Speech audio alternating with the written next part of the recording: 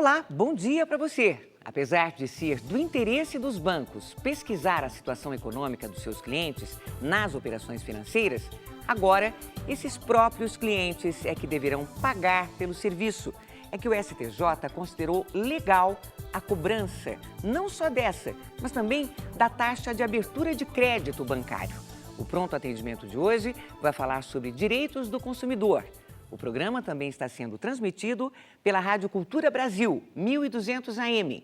Sintonize também pelo site culturabrasil.com.br. E participe mandando suas perguntas pelo twitter.com/patendimento, prontoatendimento@tvcultura.com.br e facebook.com/prontoatendimento. Para conversar com a gente sobre este tema, está aqui a advogada Maria Elisa Novaes, gerente jurídica do IDEC, o Instituto Brasileiro de Defesa do Consumidor. Maria Elisa, bom dia. Muito obrigada por aceitar o nosso convite. Bom dia, eu que agradeço em nome do IDEC. Olha, os consumidores sofreram uma grande derrota no Superior Tribunal de Justiça. A segunda sessão da Corte decidiu que os bancos e financeiras podem cobrar a famosa taxa de cadastro ou de abertura de crédito, conhecida como TAC.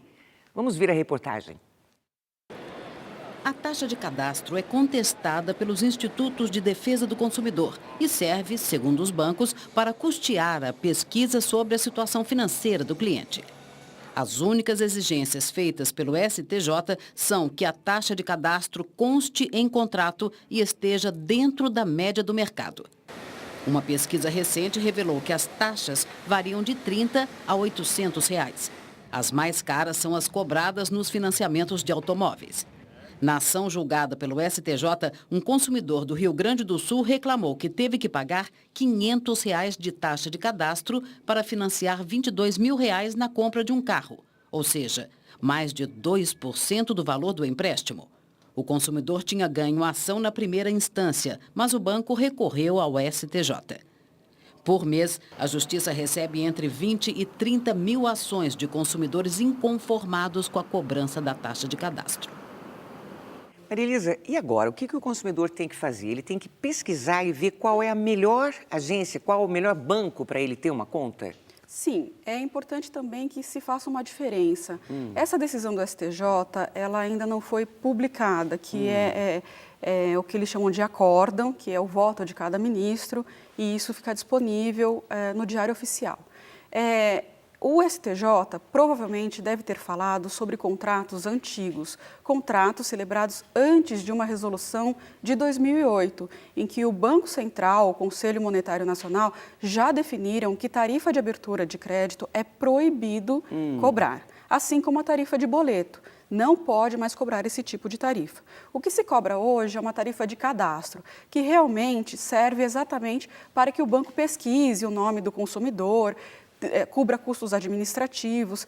Quem adere a pacotes geralmente não tem essa cobrança, quem não adere a pacotes tem essa cobrança, então o consumidor deve pesquisar essa tarifa de cadastro para abrir uma conta, para pegar um empréstimo, mas quando ele observar a tarifa de abertura de cadastro sendo cobrada, por determinação que existe desde 2008 do Banco Central, não pode cobrar. O que provavelmente o Superior Tribunal de Justiça se referiu são a contratos celebrados antes de 2008 e que, se estiver prevista a cobrança dessa tarifa, é permitido, ainda que o IDEC e demais entidades civis de defesa do consumidor e órgãos governamentais também já se posicionam contra essa tarifa, porque o banco ele já é remunerado pelo crédito no juro, quando ele cobra juros. Tarifa de abertura de crédito não faz muito sentido cobrar, porque é uma cobrança em até duplicidade, porque dentro dos juros já existe o custo administrativo. Entendi. Mas é importante que o consumidor hoje repare se não está prevista essa tarifa de abertura de crédito, porque hoje não é possível mais ter essa cobrança.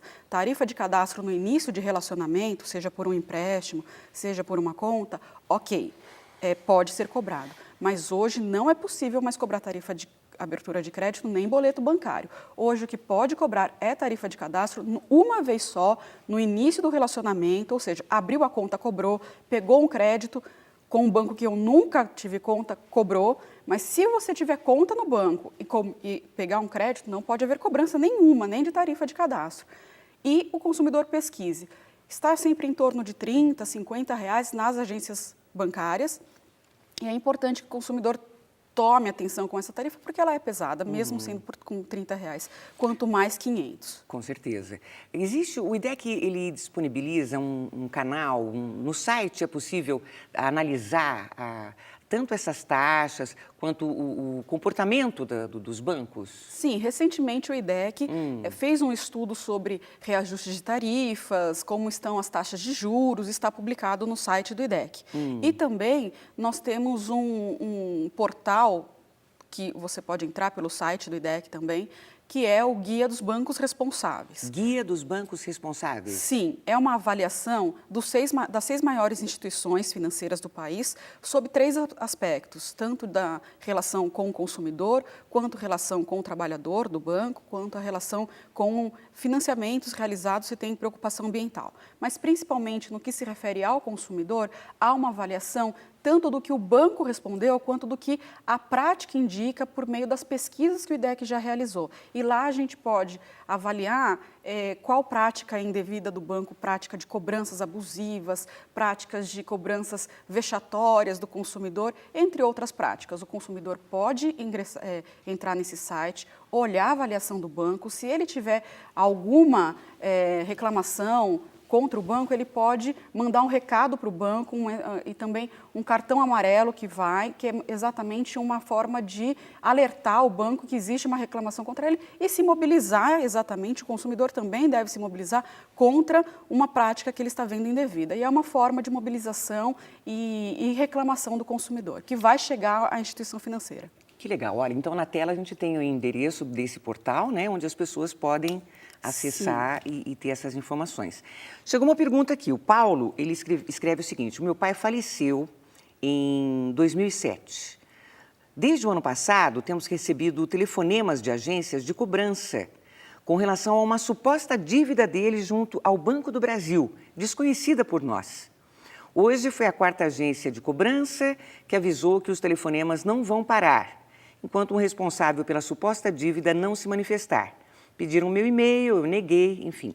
Na época do falecimento, eu estive na agência do Banco do Brasil, onde ele tinha conta, junto com a nossa advogada, e tenho cópia protocolada de carta escrita de próprio punho ao banco, solicitando o encerramento da conta. Na ocasião, eu entreguei também uma cópia autenticada, enfim. Desconhecendo tal dívida, acredito ser inadmissível a cobrança por parte do banco. Pergunto, o que eu posso fazer para que esses contatos telefônicos cessem?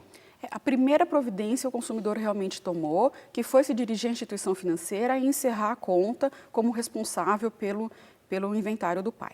É importante lembrar que a maior parte das dívidas não são quitadas por conta do falecimento do titular dessa dívida. Então, é importante, sim, que haja um levantamento dessas dívidas detalhado e, com raras exceções, elas são quitadas. Crédito imobiliário, por exemplo, quando tem seguro de morte e invalidez permanente, é quitado com o falecimento do titular do financiamento, mas não é o mais comum. Geralmente as dívidas continuam e quem paga é exatamente no limite dos bens que a pessoa deixou. É até aí que paga, depois não tem mais condições de cobrar. Eu aconselharia a esse consumidor se dirigir à agência com a carta que ele tem a via protocolada e puxar as informações corretas dessa dívida. É importante levantar esse valor e, com isso, é importante também acionar o advogado que já tem para que isso não seja cobrado ou, pelo menos, isso seja cobrado no limite do falecimento do pai, se essa dívida realmente existiu. É importante que ele se dirija a uma agência, sim, mais munido da documentação, afirmando que tomou as providências e que essa cobrança, inclusive, da forma que tem sido feita, é até abusiva. Então, o consumidor dirige-se à agência, busca informações dessa conta, exige que ela não seja cobrada porque ela não foi cobrada no tempo certo e, principalmente, se houver dívida que existia na época do pai com vida ainda, ela deve se limitar até o falecimento do pai, que todo juro que corresponde ao período posterior se deve exatamente por uma falha do banco em informar essa dívida e permitir o pagamento. E lembrando que se essa dívida existiu realmente, ela vai ser paga no limite dos bens que o pai deixou. Mais do que isso, não vai poder ser pago.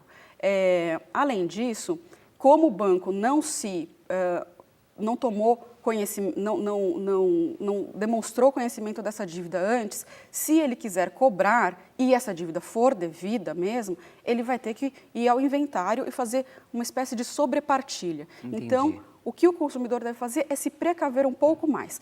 Tentar informação, ver que dívida é essa, se existia na época do pai em vida, ver qual que é o valor, mas quem vai tomar providência daqui em diante para a cobrança é o banco e não pode se valer dessas cobranças vexatórias, porque isso que ele está passando são cobranças vexatórias. Vale uma reclamação do Banco Central, o Banco do Brasil ele reclama, vale reclamar no saque da instituição financeira, também no PROCON, mas no Banco Central, porque é uma forma de cobrança abusiva e fazer uma reclamação propriamente na agência em que havia essa conta aberta por escrito também. As providências que o consumidor tomou até agora estão corretas, mas para cessar esse tipo de cobrança, ele ainda vai ter que se mover para identificar que essa cobrança é abusiva e fazer essa reclamação. Olha, a Rosana, ela pergunta quais dívidas podem ser herdadas e quais prescrevem após a morte do titular. Dívidas não são herdadas. O titular do financiamento, se ele falecer, vai ter que ser feito exatamente um inventário com todas as dívidas e também com todos os bens. E os bens da pessoa encerram as dívidas no limite dos bens da pessoa. Essas dívidas não são passadas para os seus herdeiros.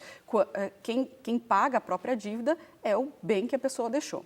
Então, ela não pode ser passada para o herdeiro. A dívida precisa se encerrar se ainda existir algum saldo devedor aí e o falecido não tiver dado conta do pagamento. Os bens do falecido não tiverem dado conta do pagamento. Algumas dívidas podem até não prescrever, mas se encerrarem com a morte do titular. Dívidas de crédito imobiliário, caso haja o seguro obrigatório de morte e invalidez permanente, o consumidor ele tem, com o falecimento dele, encerrada, quitada a sua parcela da dívida, se é composto uma parte da renda de uma pessoa com outra pessoa, como um casal, por exemplo. Crédito consignado também há uma previsão legal que se encerra com a morte da pessoa. Mas, no mais, as dívidas, elas não se encerram com a morte da pessoa, elas se encerram com o pagamento do que a pessoa deixou em vida, os bens que a pessoa deixou em vida, nesse limite. E também não são herdadas. Dívida também não é herdada. Pelo Facebook vem a pergunta do Valdecir Guimarães. Eu tenho um empréstimo no Banco do Brasil. Com a queda dos juros, eu tenho direito a pedir a redução desses valores, desses juros? Você pode tentar negociar, mas de fato a queda de juros serve para os novos créditos. Os antigos créditos permanecem com a sua taxa de juros, claro. Se ela for pré-fixada, vale a taxa de juros que já está prevista no contrato. Você pode tentar uma negociação, mas o banco não tem nenhuma obrigação de aceitar essa negociação. Ok, mais uma informação então sobre direitos do consumidor, uma informação que pode ser verdade ou apenas um mito. Maria Elisa, nas compras normalmente realizadas na loja, os consumidores não têm o direito de arrependimento. Isso é verdade ou é um mito? Isso é verdade. Verdade porque realmente, quando o consumidor, a ideia de se arrepender, como prevista no Código de Defesa do Consumidor, é porque a pessoa não teve contato com o produto. Primeira ideia é essa. Então, quando você está na loja, a ideia é que você tenha contato com o produto. Prove se for uma roupa, teste se for um eletrodoméstico, veja as facilidades e utilidades dele na hora. Se você não puder testar e tiver que levar para casa e testar em casa, você pode se arrepender. Porque isso não é necessariamente um arrependimento, é um defeito. O produto não funciona como eu esperava que funcionasse e como foi me informado que funcionava. Então, ele tem um defeito. Então, a loja vai precisar trocar. E a pessoa, inclusive, pode desistir da compra e ter o dinheiro de volta. Pode acontecer isso. Mas, realmente, se a pessoa está na loja e teve oportunidade de testar o produto dentro de todas as suas utilidades, ficar um tempo testando o produto, provar uma roupa, aí o fornecedor, o comerciante, não tem obrigação de trocar o produto por arrependimento. Mas se for um teste que tem que ser feito em casa, aí o consumidor pode trazer o produto na loja sim e trocar. A Adriana, de Guarulhos, ela conta que recebeu um telefonema da Nova Telecom informando que ela teria que atualizar os dados da empresa onde ela trabalha para divulgação na lista telefônica. Ela conta, eu assinei rapidamente, eu estava muito ocupada, enfim. Me garantiram que era um serviço já existente, que já pagávamos por ele, o valor de R$ 7,90, que seria incluso na linha telefônica, na qual pagamos a assinatura. Porém, chegando a fatura, foi cobrado na fatura o valor de R$ 79,90. Lendo o contrato, eu percebi que, na verdade, seriam 12 parcelas deste valor. Eu não tenho condição de pagar. Ligando para a empresa para pedir o cancelamento, fui informada que não teria como fazê-lo, pois já teria passado o prazo, que seria de 7 dias. O que eu devo fazer? Algumas coisas importantes nesse caso é se a contratação ela fez por telefone, ela concordou e não tinha o documento antes. Se ela não teve acesso ao documento, ao contrato antes de assinar, ela concordou em pagar por telefone e depois chegou o contrato, ela assinou correndo, tempos depois ela já tinha contratado. Então, ela tem sim direito de arrependimento a partir do momento em que ela recebe o contrato, porque a gente está falando de um serviço, assim como teria direito de arrependimento assim que recebe o produto. Todavia, se já teve acesso ao contrato antecipadamente, não leu com atenção, se tiver algum erro do contrato, também é permitido que o consumidor cancele o contrato sem maiores explicações. Agora, também aqui estamos falando de um serviço. A qualquer momento, o consumidor pode desistir de um serviço. Ele pode pedir o cancelamento imediato da compra, seja do serviço, seja de um produto. No caso, é um serviço que não tem devolução propriamente física de alguma coisa, simplesmente peça o cancelamento, faça por escrito, envie com aviso de recebimento para o local, para acessar a cobrança. E se continuar a cobrança, ligue para a empresa telefônica, peça para tirar a cobrança, faça reclamação no PROCON contra essa empresa, até a solução. E, por último, pode ainda ir à justiça pedir todo o dinheiro de volta, mesmo ir à justiça, inclusive, para cessar a cobrança. Se for, tem 12 parcelas, se ela for imediatamente à justiça, ela consegue parar a cobrança, sai uma ordem para que pare a cobrança e devolva depois o que já foi pago. Muito bem, nós já voltamos então com outras perguntas e respostas sobre direitos do consumidor. Mande suas perguntas, que a advogada Maria Elisa Novaes vai tirar suas dúvidas. A gente volta daqui a pouquinho, até já. Nós estamos de volta com o Pronto Atendimento. O tema de hoje é Direito do Consumidor e quem está tirando as suas dúvidas é a advogada Maria Elisa Novaes, que é gerente jurídica do IDEC, o Instituto Brasileiro de Defesa do Consumidor. Olha, o Álvaro de Osasco, ele conta, fui a um mercado e fiz uma compra de R$ 3,50, porque ia pagar esse valor com o meu cartão de crédito. Quando fui passar no caixa, a atendente me informou que o mínimo para pagamento com o cartão de crédito é de R$ 5,00. Eu tive que levar produtos a mais, sem necessidade, para não me causar constrangimento. Essa atitude do estabelecimento está correta? Eles podem exigir valores mínimos para pagamento com o cartão de crédito? E qual artigo do CDC eu posso utilizar como argumento? O fornecedor não deve fazer essa diferenciação, o comerciante. Por quê? Porque cartão de crédito é pronto pagamento. Quando o fornecedor ele permite a cobrança por meios de pagamento, ou seja, eu aceito cartão de débito, cartão de crédito, cheque, dinheiro, ele não pode fazer diferença no pagamento quando é mediante pronto pagamento. E cartão de crédito é considerado um meio de pronto pagamento. Então, essa diferença está equivocada. O IDEC entende que essa diferença não pode existir, principalmente no caso desse consumidor que não foi nem previamente informado. Então, mais uma razão para que não possa haver essa diferença é a falta de informação. Mas se houvesse essa informação, tudo bem? O IDEC entende que não pode haver essa diferença, porque no momento em que o comerciante permite o pagamento, e não pela forma de pagamento é parcelado, à vista, isso é forma de pagamento. Meio de pagamento é o cartão. Cartão de débito, cartão de crédito, é o cheque, isso é meio de pagamento. A partir do momento que o comerciante permite qualquer meio de pagamento ou anuncia, eu aceito tais meios de pagamento, ele não pode fazer diferença se a forma é à vista. A forma de pagamento é que define se tem juros, se tem mínimo, se não tem. Porque aí ele pode definir, parcelar, eu só aceito a parcela tal, ou uma parcela mínima tal, ou juros, aplicação de tais juros. Mas como meio de pagamento, a partir do momento em que o comerciante permite, o IDEC entende que não pode haver essa cobrança. Onde o consumidor pode denunciar essa prática? No PROCON. No PROCON do Estado, no PROCON do município, recebe esse tipo de reclamação, de denúncia, e também existem as delegacias de defesa do consumidor. Ele pode fazer essa reclamação numa delegacia. A Regina de Fátima Pereira escreveu para a gente, ela conta, eu financiei um carro no Banco do Brasil, já quitei a dívida, ontem eu fui licenciar este carro e constatei que ainda está no nome do banco, sendo que em outros bancos em que fiz financiamento, o mesmo já deu baixa no nome. O que eu devo fazer?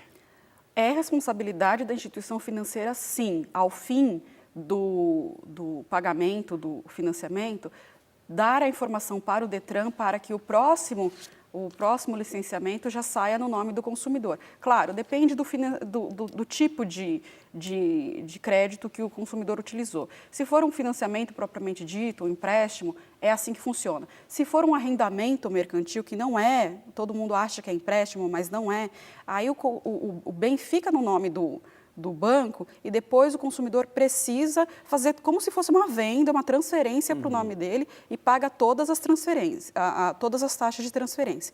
Mas no caso de empréstimo, o consumidor tem o direito de ter essa informação passada pela instituição financeira diretamente ao DETRAN, porque essa tecnologia já existe, já é um padrão e disso não ser cobrado e no próximo licenciamento já ter o carro no seu nome. Agora vamos às ruas de Sergipe, em Aracaju, imagens da TV APRP, para conferir mais uma dúvida sobre direitos do consumidor. João Roberto, prazer. Se uma pessoa tem uma conta bancária conjunta e passa um cheque sem fundo, o nome das duas pessoas pode ir para o SPC?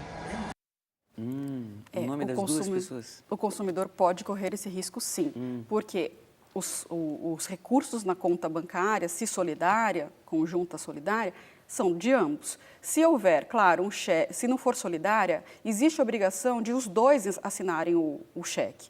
Então, aí, mais fácil ainda entender que os dois nomes vão para o SPC. Mas numa conta solidária, os recursos são do casal ou da dupla ali que tem uma conta conjunta. Então, eles correm sim o risco de ambos terem o nome no Serviço de Proteção ao Crédito. O Diogo Araújo escreve, por favor, em relação aos tempos de prescrição, qual a diferença entre o artigo 27 do Código de Defesa do Consumidor e os artigos 205 e 206 do Código Civil? Exatamente o tempo e o direito. O Código Civil, ele traz, geralmente, a prescrição da maioria dos direitos civis. De qualquer contrato de aluguel, contrato de seguro, de indenização, é geral, é civil, relações civis em geral. O Código de Defesa do Consumidor traz um prazo, na verdade, o prazo de prescrição está no artigo 27, que é o prazo de 5 anos para reclamar sobre danos decorrentes de acidente de consumo. No caso do 26, que fala 30 dias, o consumidor tem 30 dias para reclamar de defeitos dos bens não duráveis e 90 nos bens duráveis, é o que a gente chama de decadência. Mas isso é um termo bastante jurídico, mas a diferença, basicamente, é que o prazo de prescrição, ele existe quando um direito é violado. É o que define esses artigos do Código Civil, é o que define o artigo 27 do Código de Defesa do Consumidor, exatamente para os direitos do consumidor no que se referem aos danos decorrentes dos acidentes de consumo. O 26, ele é o decadência. Então, não é quando ocorre uma violação do direito do consumidor. É quando surge um fato que permite ao consumidor o exercício de um direito. Aí ele tem 30 dias para exercer esse direito em bens não duráveis, 90 dias em bens duráveis. Olha, um telespectador que não se identificou, ele conta, há 45 dias eu devo o cartão de crédito. Eu liguei para a empresa de cobrança pedindo um desconto para pagamento à vista. A mesma negou, a dívida é de R$ 750. Eles estão me cobrando R$ 1.350. O que eu posso fazer para amenizar essa dívida? Eu quero pagar, mas acho que o juro está muito alto. E o consumidor tem razão. E é normal, sim, os consumidores ligarem. Poucos sabem disso, mas vale ligar e pedir um desconto na dívida para pagamento à vista. É importante lembrar um ponto. Menos do que o que você consumiu no cartão de crédito, dificilmente a administradora de crédito vai dar o desconto. Então, se você tem uma dívida de R$500 que você consumiu no cartão, ela virou R$800, o mínimo que você vai pagar é pelo menos o que você comprou, R$500. Isso é só um exemplo. No caso do consumidor, ele pode sim fazer uma reclamação no saque dessa administradora do cartão de crédito, ou que é o próprio banco, falando, olha, eu estou me propondo a pagar e eu quero um desconto e eu gostaria que vocês levassem isso em consideração. É uma reclamação pela negativa imediata, não ter uma abertura de negociação com o consumidor, porque isso relata boa-fé até do próprio fornecedor. Não tendo sucesso, vai à ouvidoria, faça uma reclamação no PROCON e, se ainda contestar os juros, que é uma reclamação que ele pode fazer, os juros estão muito altos, a contagem está alta, ele pode entrar com uma ação na justiça e pedir o desconto dos juros, uma redução, porque eles estão cobrados de forma abusiva. O abuso dos juros é algo bastante subjetivo e depende muito do juiz entender se é abusivo ou não. Maria Elisa, quase no final do programa, o José Belmiro ele pergunta, no crédito consignado eu posso quitá-lo ou abater o valor sem respeitar o prazo da efetivação? Quando ele diz efetivação é o pagamento... Ele colocou dessa maneira. Então, vamos acreditar que seja o pagamento. Pode haver liquidação antecipada. Dirija-se à instituição financeira, peça a liquidação antecipada, tenha o desconto, abatimento proporcional de juros e correção monetária pela liquidação antecipada e quite o seu crédito. É a melhor forma que você tem de se livrar mais rápido de uma dívida. Bom, o ouvinte da Rádio Cultura e o telespectador da TV Cultura deve saber que durante 7 anos... Nós pagamos, isso de 2002 a 2009, nós pagamos uma conta de energia elétrica com valores errados, né?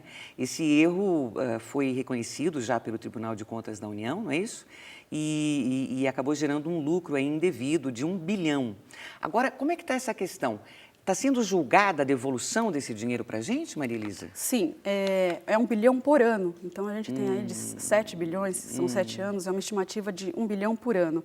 Essa questão já foi decidida por parecer do Tribunal de Contas da União, que foi mesmo indevida essa cobrança, deve ser devolvida ao consumidor, por um parecer. Agora está em julgamento no Tribunal de Contas. Sim. Se a Agência Nacional de Energia Elétrica deve providenciar com que as concessionárias do Serviço Público de Energia Elétrica devolvam esses valores, ou se não é obrigação da ANEEL definir isso, ou mesmo das empresas devolverem esse valor passado. Isso está em decisão no TCU, que é o Tribunal de Contas da União. O relator deu um voto favorável, mas nós temos aí um receio de que mais 4 ministros, 4 outros julgadores possam dar um voto desfavorável ao consumidor. E como é que a gente pode fazer para tentar ajudar a que essa solução seja favorável ao consumidor, que a gente possa receber o dinheiro de volta? E aí é importante, exatamente isso, é a participação do consumidor. O IDEC, assim como a Frente de Energia de Defesa dos Consumidores de Energia Elétrica, mantém uma campanha aberta no site. O IDEC está com a sua campanha no site aberta, no www.idec.org.br. Você pode participar dessa campanha como? Aderindo à petição. Essa petição é encaminhada aos ministros do TCU, nós vamos entregar essas assinaturas e é importante que o consumidor, que você consumidor, faça a sua parte, participe dessa campanha, mobilize-se, faça isso notícia para outros consumidores, para que haja uma sensibilidade do tribunal de que isso está sim afetando, que os consumidores estão prestando atenção nisso. Então, todo mundo entrando no site do IDEC, participando dessa petição, para que a gente possa tentar esse dinheiro de volta. Com certeza, a mobilização dos consumidores é o que mais dá certo, mais do que poder judiciário, mais do que defesa individual, é importante a mobilização. O Pronto Atendimento recebeu Maria Elisa Novaes, que é gerente jurídica do IDEC, o Instituto Brasileiro de Defesa do Consumidor. Maria Elisa, muito obrigada por sua presença, foi muito bacana o programa. Que bom, eu que agradeço a oportunidade, Até o IDEC breve. está sempre à disposição. Muito obrigada. O Pronto Atendimento de hoje fica por aqui, amanhã a gente volta às 8 em ponto. Você sabe qual é o cão ideal para o seu estilo de vida? O cão perfeito para as crianças e para morar em apartamento. Medicina veterinária será o nosso tema. Participe, envie suas perguntas. Bom dia, até amanhã.